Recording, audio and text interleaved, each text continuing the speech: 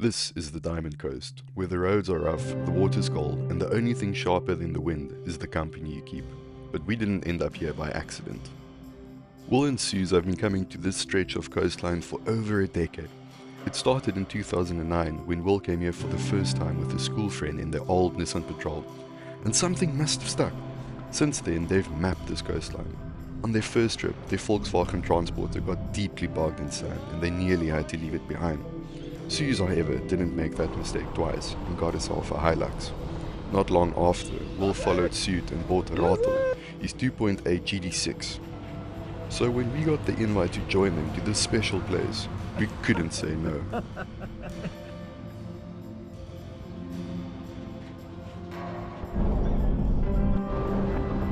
The journey really begins now that the tar road ends, bro. We're gonna stop up here, maybe even deflate a little bit, but the road feels good. Over the years, they've returned here often, just the two of them, exploring in solitude. But this time was different. This time, they really wanted to show Kate, Storm and me the magic of wild camping on this beautiful windswept stretch of coastline. Will's old friend Storm joined in his 4.5 litre cruiser. The crew made good time on their way up, stopping twice to fuel up and grab a few treats for the road. The weather has been stormy and unpredictable the past few days, and the roads were still wet. But despite that, it was smooth sailings, and they arrived while the sun was high in the sky. However, as they pulled up to the campsite, the heavens opened again, and they had to retreat to their cars and wait for the skies to clear.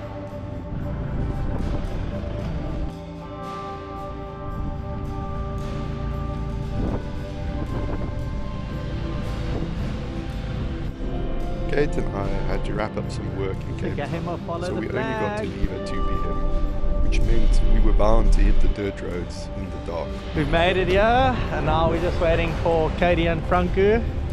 Should be in the next hour.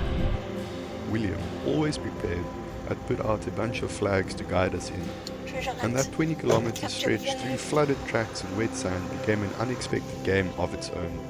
Chasing flags in the dark was a fun, strange way to arrive in the middle of nowhere. Just before we reached camp, disaster. It must have rained hard before we got there, because the roads were slow and waterlogged. I did my best to avoid the worst of it, sticking left or right where I could, but then, this one section. Everything happened in a split second. We didn't even think of pulling out the camera. One moment I was skirting the edge of a deep pool, and the next, my bakkie was engine deep in the water. The engine cut out. For a second I thought we were done. I dropped it into 4 low and tried pushing forward. Nothing. Then I rocked it backwards. Still nothing. The water started creeping in through the door. Things got real fast. I tried again. Forward, reverse. Maybe on the 3rd or 4th attempt I felt my tires grab. Somehow we crawled our way out of there. You can't make this stuff up. As soon as we were clear, we jumped out of the car to check everything. No visible damage, and the engine was still running. I didn't dare switch it off, in case my alternator was wet, or water had gotten in somewhere unwanted. The trusty Isuzu got us there safely. Despite my questionable driving choices, we were relieved to finally unpack the bakkie and get the tent set up. With the fire glowing, the tension of the day melted away. We slept well that night, with the sound of the sea just a few steps away. The mornings here are frosty, with the ocean so close. The comfort of the blankets are hard to leave. It's only once the sun rises that you feel somewhat safe from the cold, though even then, long pants are a non-negotiable. It's in these quiet moments, early hours, when the birds are slowly waking up and the dew begins to vanish, that the noise of the everyday life starts to fade. While coffee bubbles in the background and the smell of oats drifts through the campsite, your mind begins to slow down. And for a moment, you realize that maybe the things you've made so important aren't quite as important as you thought.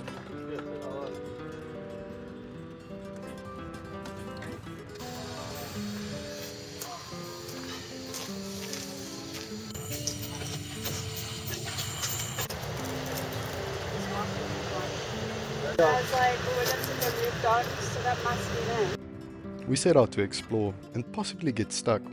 But this time of the year, getting stuck in the sand is almost a skill itself. With all the rains, the dunes go rock hard.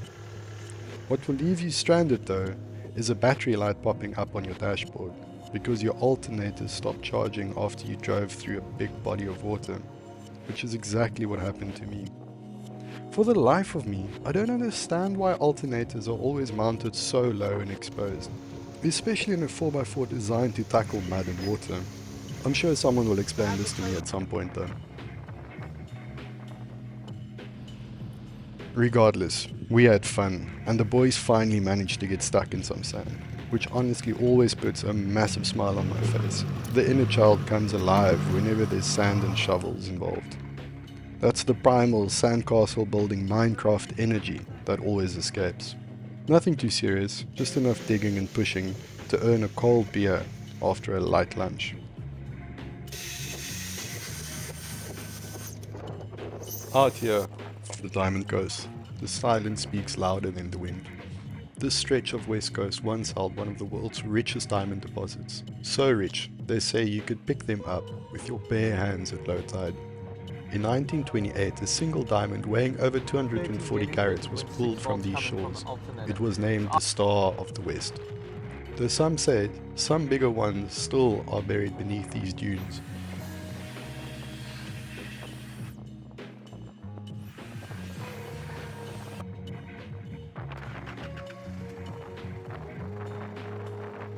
It's too big that it's actually not even barreling. Dava?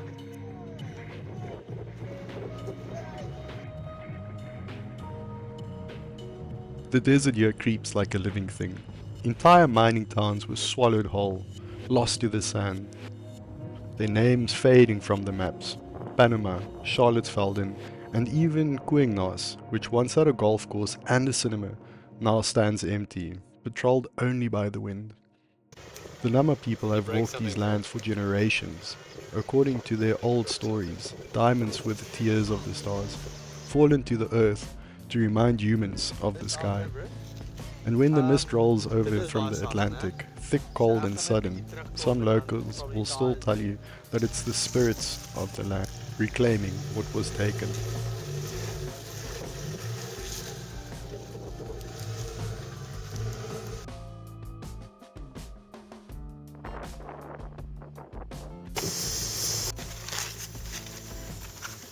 Even now, this place is tightly controlled, large parts of it restricted or patrolled, not just for protection from the diamond claims, but to preserve fragile desert ecosystems that can take decades to recover from a single footprint.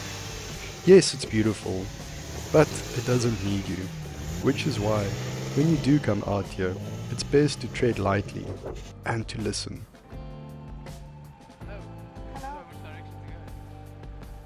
Out here, the roads don't care how old your car is or what tires you've got on your rig. Out here, it's about living fully. Time slows down by the ocean. Waves break in the distance. Unfamiliar birds call out from beyond the dunes, like they know something we've forgotten. I always say, camping is the hardest way to live a simple life. It takes a whole mission just to get out here, only to finally put down the phone, pick up a book, or carve a wooden spoon from a piece of firewood because you got bored. Maybe some people have figured out how to live a simple life in the real world where the money gets made. But me, I come out here to make the mundane feel a little more mystical, and there's something sacred about that. My whole tire was under sand, and that was without burying it in, so just watch out. Yeah. What did you say? That top section where I got stuck, it's a big mound that that car that just came past pushed all this sand over, so it's very deep. Should we go back and go do a different route? Yeah, I'm not gonna go that route. I can't get far or past that point, unfortunately.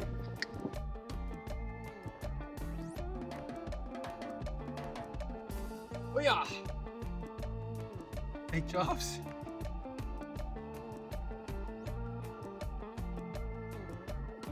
Not every adventure has to be a 3-week overland extravaganza through the desert or through crocodile-infested rivers in Africa where you can't find diesel anywhere for 200 kilometers.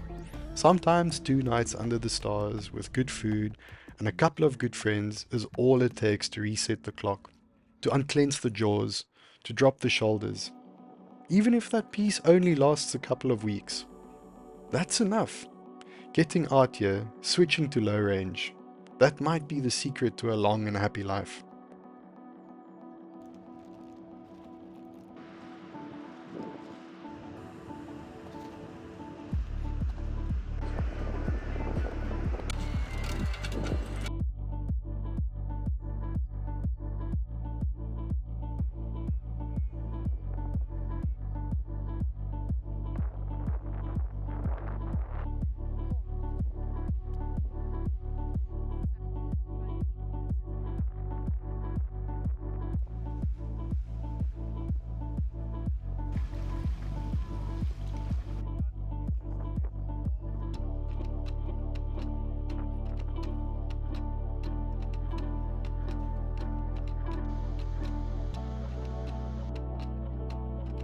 Oh, good. Now we went back now. Yeah. We were spoiled by Will and Suz. Their love for food and wine isn't something they talk about, it's something they show. Every night they took over the camp kitchen. Being on the coast, a fish curry was inevitable. Suz took the lead, instinctively blending spices, with the kind of confidence that says, this isn't her first rodeo. Storm somehow pulled the garlic breads out of the depth of his fridge like it was a magic trick. And me? I was given the sacred task of cooking the rice and washing the dishes. Some say that job is only given to the most trusted. Others say it's because you can't mess up rice. Either way, I wore that apron like a badge of honor. With bellies full and curry probably still in my beard, we drifted off to sleep to the sounds of the waves singing in the background. There's something about falling asleep by the ocean, full, warm, and just a little bit sunburned, that makes the world feel exactly right.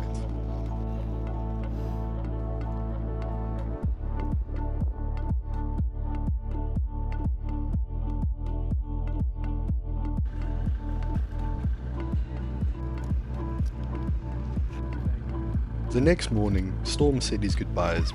Since he only spends a few months of the year in South Africa, he makes the most of every moment, always off chasing the next horizon.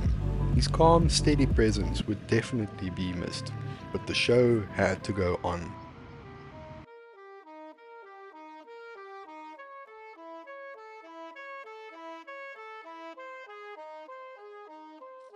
There's something I haven't mentioned about William. The man is always on a mission. Sitting still just isn't in his vocabulary. He's constantly building something, breaking it, and building it back better. It's in his blood. You could probably build a house from beach driftwood, sell water to a drowning man, or somehow get you fired up about a topic you've never cared about. It's a beautiful trait, especially if, like us, you're into last-minute detours and off-the-cuff plans, which is exactly how we found ourselves packing up our camp again, heading a few kilometers down the coast in search of something even better. Out here, better is a relative term when it comes to campsites. Each one feels like an upgrade, not because it has more, but because it offers something different. Still, the wind is a wild card. It tends to rise in the heat of the day, sometimes dying down at sunset, but never on command. So we picked a spot tucked a little deeper, a little more sheltered, hoping for a quieter night. With camp set up, William and I set off on a mission of our own, not knowing that the adventure waiting for us wasn't the one we'd had planned, but maybe the one we'd needed.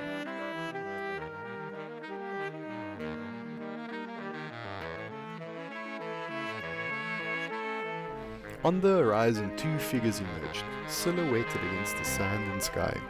Curious, we drove closer, and that's when we met Arno and Peter, nearing the end of a 21-day overlanding mission. But the final stretch hadn't been kind. A punctured tire and a punctured spare meant that they were stranded. One of the tires had already gotten 14 plugs in it, so we tried fixing the problem by adding another 10, which obviously didn't hold.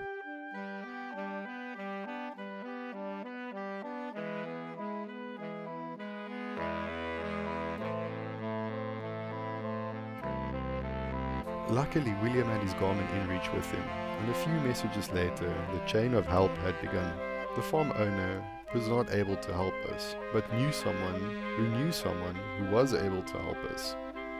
They arrived in a Land Cruiser who so happened to have the same tire that fitted Arne and Pieter's Land Cruiser. A stroke of West Coast luck, especially since the nearest town was 40 minutes away.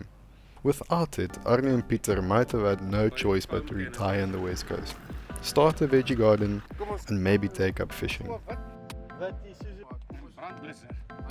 2 hours later, covered in sand and sweat, we finally managed to lift the cruiser and swap out the wheel. It wasn't easy, the sand was soft, but spirits were high. Another stroke of luck came in the form of William's high lift jack. He'd been forced to buy this on a previous trip after getting stuck with his jack being too short for the terrain. Funny how those moments that fracture you at the time end up being exactly what you need later.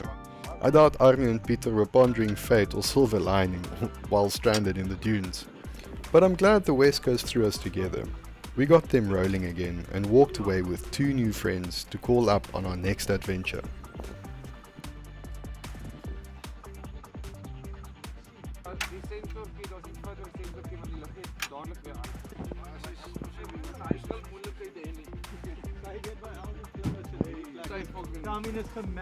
Circle on so you can get up.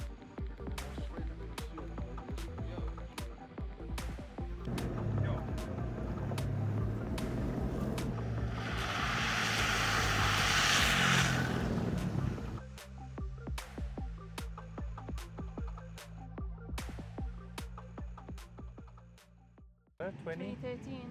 Okay. It's quite low. William has a little secret, one he doesn't exactly broadcast, but if you spend enough time around his camp kitchen, you'll start to catch on. Deep down, I think he always wanted to be a celebrity chef. He'd never say it like that, of course, but the clues are there. There are a few non-negotiables in his kitchen, only the freshest ingredients, only the most unexpected dishes, and always something inspired by the places him and Suz had wandered through around the world. Every meal comes with a story, a memory, a small passport stamp, served on a plate, and every meal is a show.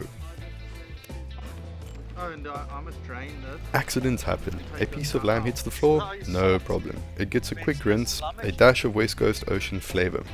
We were making a deboned leg of lamb stuffed with green olives, anchovies, marinated peppers, garlic, rosemary, thyme, and bay leaves. A proper feast. William had already done the hard work at home, carefully deboning the lamb and vacuum packing it for the trip. While the coals were getting ready, he and Suz got stuck into the prep. They made small incisions in the meat and tucked away all those bold, punchy flavors, the kind that soaks deep into the lamb as it cooks. Originally, the plan was to roll it up and tie it neatly, but hunger got the better of us. William went with the butterfly method instead, quicker to cook and just as tasty. Is that enough olives, you think?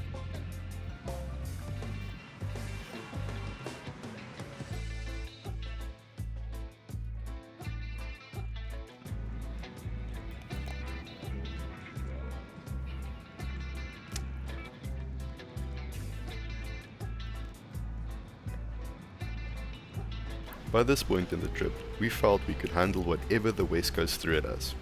We spent our final night by the ocean, with good food, good company, and full hearts. The kind of evenings that make you wish you could slow down time just a little.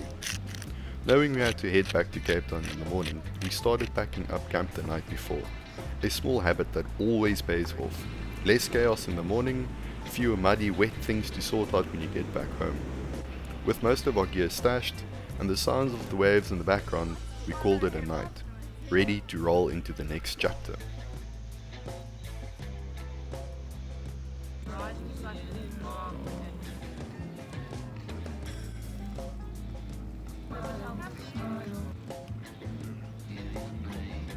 As it turns out, the final chapter is where it all went south. The morning started out like any other, a few sips of icy water while waiting for the kettle to boil, and a quiet walk down to the shoreline to say goodbye to the ocean. But something felt different. Bailey, our dog, refused to leave the tent, just sat there, head poking out, watching the world from inside. This is the same dog who'd dive into freezing waves 10 times a day if you let her, so I knew it was cold. I didn't think much of it until I tried starting the bakkie.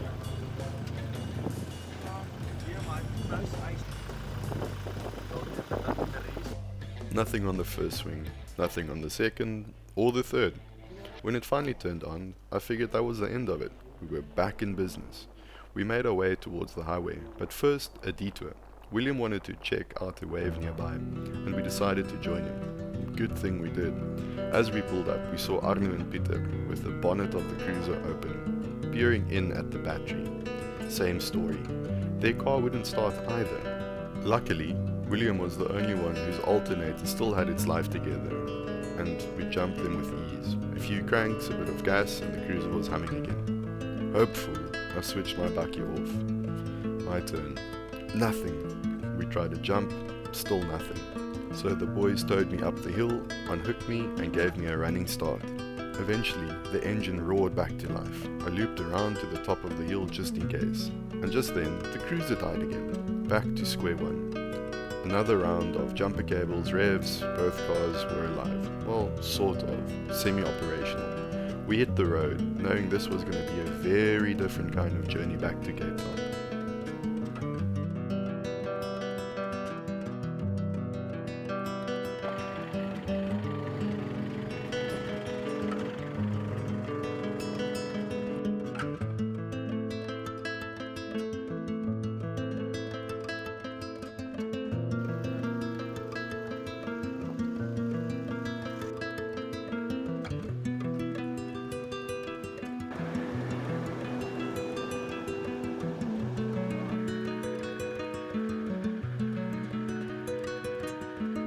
And then, my dashboard lit up like a Christmas tree.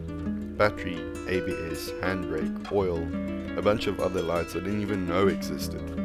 The car went into limp mode, and to be honest, so did I. We were roughly 80 kilometers from Vredendal, where I had hoped to get my bakkie onto a diagnostics machine. But suddenly, that felt very far away. Once again, thank the heavens for William. I honestly don't know how we would have managed this trip without him. But also, what was it about this trip that seemed so cursed, so much mechanical chaos? Was it just a series of unfortunate events? Or maybe things that had to go wrong now, while we were with people who could help, so that the bigger solo trips could run smoother? I'm usually the biggest optimist. Sure, I view the world through my slightly nihilistic, pessimistic goggles from time to time, but deep down I carry the somewhat foolish belief that these things won't happen to me. I'm a great driver, I won't flood my car. My battery's old, but I can definitely get a few more months out of it. You know, those thoughts. But the truth is, a 4x4, or any vehicle really, comes at a price. A price we willingly pay for the freedom and the adventures it gives us. But we need to respect the horse that carries us. That was my biggest lesson from this trip. Even if you're the most cautious person around, who avoids risks and plays it safe, when it's your time, it's your time. And how you respond in that moment is what defines you as a human.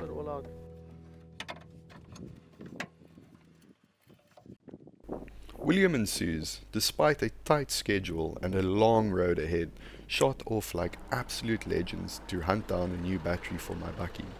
That last-minute mission and their unshaken calm got us safely back to Cape Town and got my bakkie to Taylor's Auto, where it was time to lift the hood and see what really went wrong. And what we found, well, I guess that's a story for another episode.